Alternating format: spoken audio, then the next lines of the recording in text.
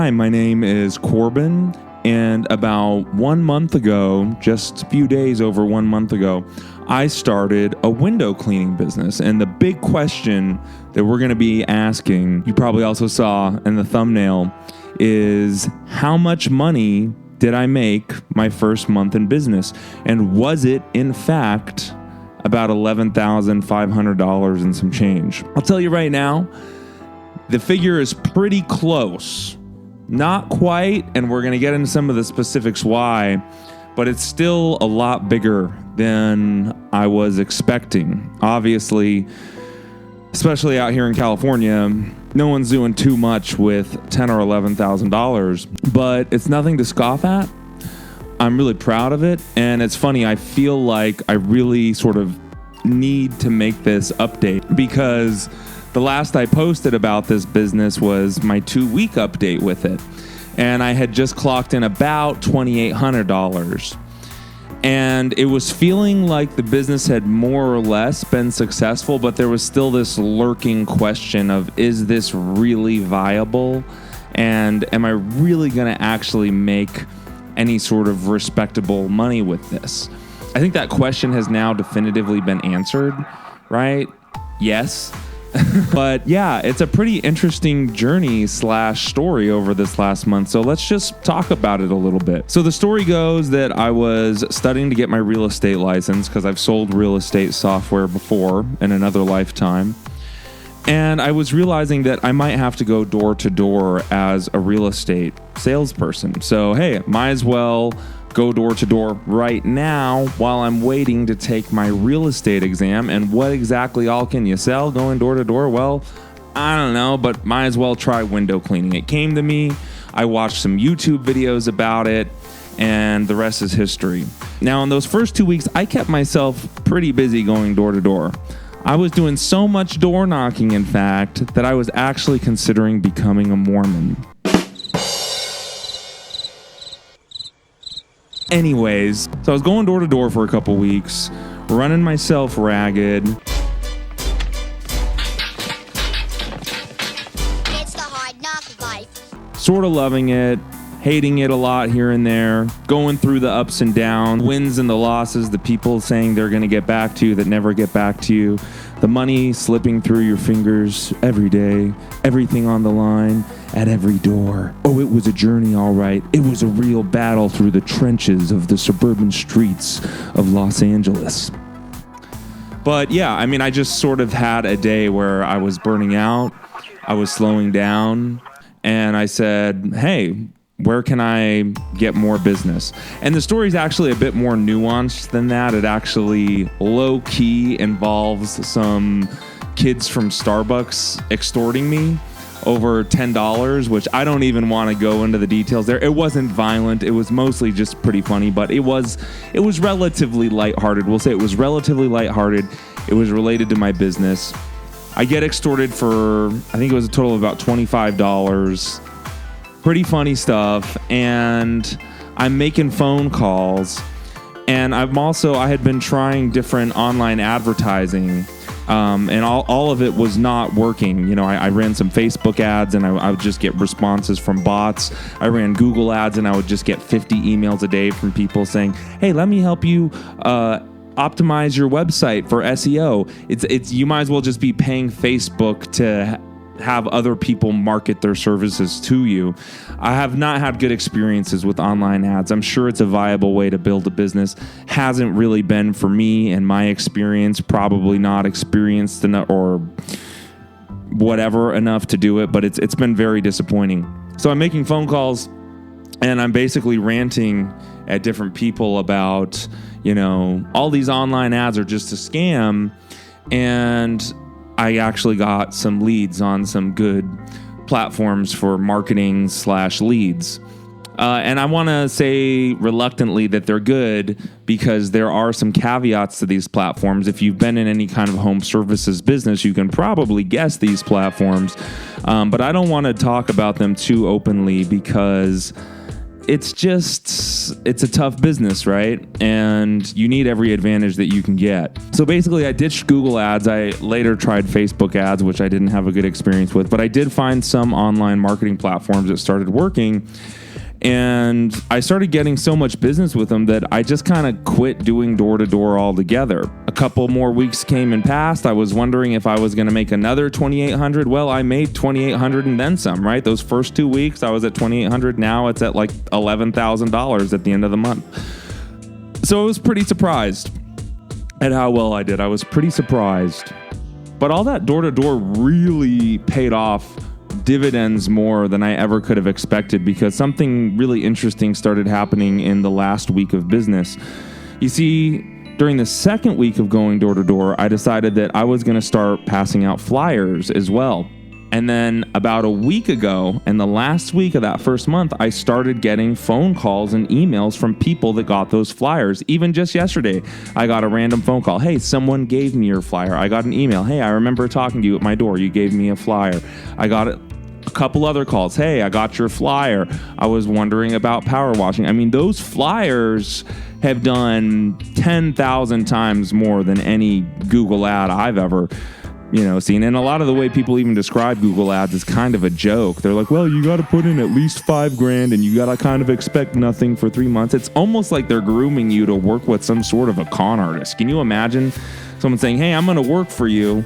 I'm going to want $5,000 a month. But don't expect anything for 3 months. And then even after 3 months, I don't know, it's going to be that. It's not going to be that significant. It might be something, but, I mean, it's just ridiculous. So a lot has been learned too. And was it a true $11,500? Of course not, right? There was a couple times where I paid some people to help me. Interestingly enough, I actually maybe see myself doing that less as time goes on because I'm getting more confident in my ability to do things quickly.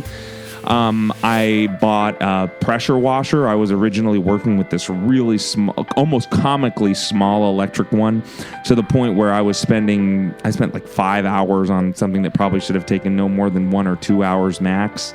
And that was a rough 16-hour day. I started offering interior and exterior windows. I started getting a little bit more firm and accurate on pricing. I started getting better at just doing a good job in general. I've learned how to remove water stains and oxidization, which is a pretty interesting process. I've learned about scraping paint, bird poop, and stucco off of windows, dirt, right? I've started using fine razor blades. Apparently, you should be pretty diligent about getting people to sign a non-scratch waiver whenever you do those, but hey, I'm using fine razor blades. I haven't had an issue, and I'm a little mentally challenged, so I'm just going to keep doing it. Anyways, this video seems like a great way to sort of leave the legacy of LA Home Wizard for a little bit on my YouTube channel, as I want to drift into making more content about my music and start talking about my music and releasing more of it. I think that I sort of had to have this intense reaction where I did absolutely nothing but pour myself into this business over the last month as just sort of a response to ennui. And now that I've been facing the barrel of that gun directly more, I think I've actually pulled out a somewhat respectable income, at least for the time being, and work, right? I've been nonstop working. My body is tired, let me tell you. Doing this this is by far, I think, the hardest $10,000 I have ever worked for. These hands, they haven't really truly been honest hands my whole life, right? To actually go and put your back and your hands and your arms into this process over a month, there has been numerous times where I've pretty much been ready to drop over.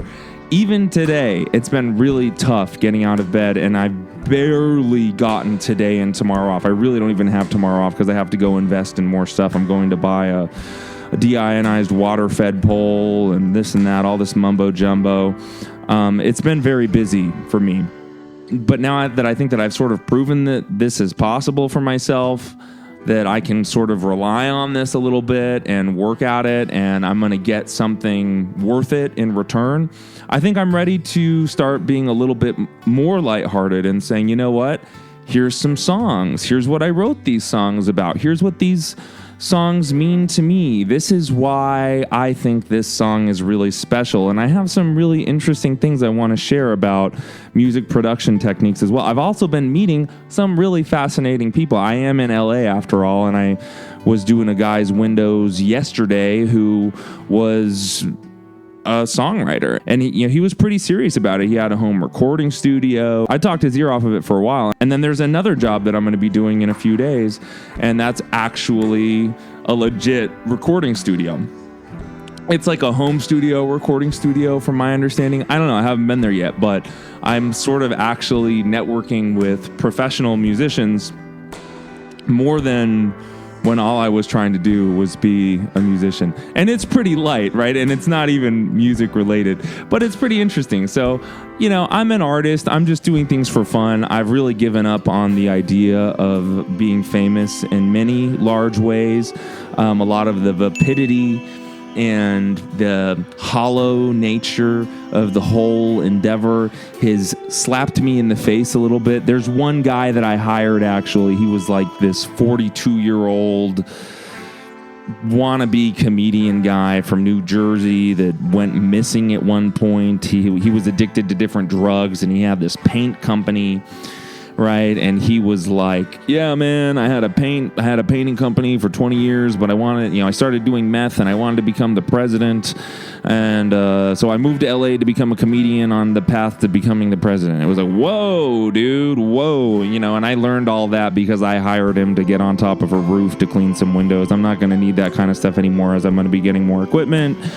And also, I'm not as afraid of being on roofs anymore myself, because that was something that freaked me out for a while. That had me getting a lot of other people involved in my business. But yeah, just being out and about, I've been meeting a lot of interesting people. I met a really interesting guy yesterday who had a contractor's license, which I believe is actually a somewhat big deal out in California. You need a lot of experience, and there's some serious regulations regarding that. And he was just saying, can you just believe how much work there is, and that people say that they can't find jobs, and it was kind of a little eye-opening, He was like, yeah, man, I'm just so busy and I never have a free second. And I was like, dude, I am there with you. Like, it's just ridiculous, it is just ridiculous how much work there is. And obviously that's somewhat of a bastardization and an oversimplification of many realities. Jobs can be hard to come by. Being a small business owner and doing small jobs like this can be pretty quicksilver. So I don't know. It's been a wild ride. It's been interesting. Now I feel like an adult human man again. There's still a large child inside of me, or a boy of some sort. I don't know. There's still something there. It just wants out. Hi, I'm here making songs. Don't you want to hear some songs that I did? So I'm going to be trying to share some music and give some brief updates on my life in this business. Happy 4th of July, and I hope that you enjoyed this video and that you're having a great day. All right.